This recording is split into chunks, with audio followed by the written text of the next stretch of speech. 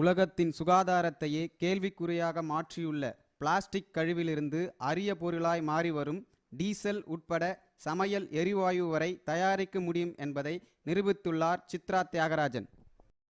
இவரது இந்த அரிய கண்டுபிடிப்பிற்கு காப்புரிமை பெறும் முயற்சியில் தற்போது தீவிரமாக இறங்கியுள்ளார் சித்ரா.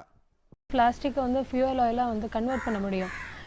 எப்படின்னா லைக் இது வந்து எப்படி வந்து பிளாஸ்டிக் வந்து ஃபியூயல் ஆயிலாக கன்வெர்ட் பண்ணுறோன்னா அந்த process is called pyrolysis.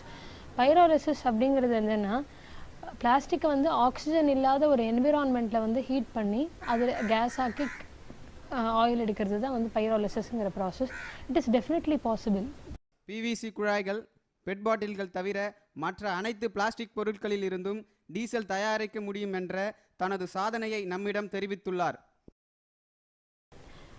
This particular diesel actually it can be used in agricultural motors, generators, pump sets, boilers, tractors. இது எல்லாத்துக்கும் யூஸ் பண்ணலாம். ரோட் வெஹிக்கிள்ஸ் தவிர மற்றபடி என்ன சொல்கிறது, சாதாரணமாக ஒரு விவசாய நிலத்தில் வந்து அக்ரிகல்ச்சர் டிராக்டரையோ இல்லை அங்கே இருக்கிற மோட்டரையோ பம்ப் செட்டை வந்து இது பண்ணுறதுக்கெலாம் டீசல் யூஸ் பண்ணுறதெல்லாம் இது you can very well use it.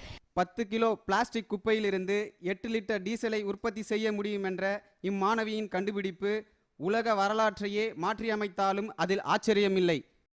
Loganathan, Redpix news.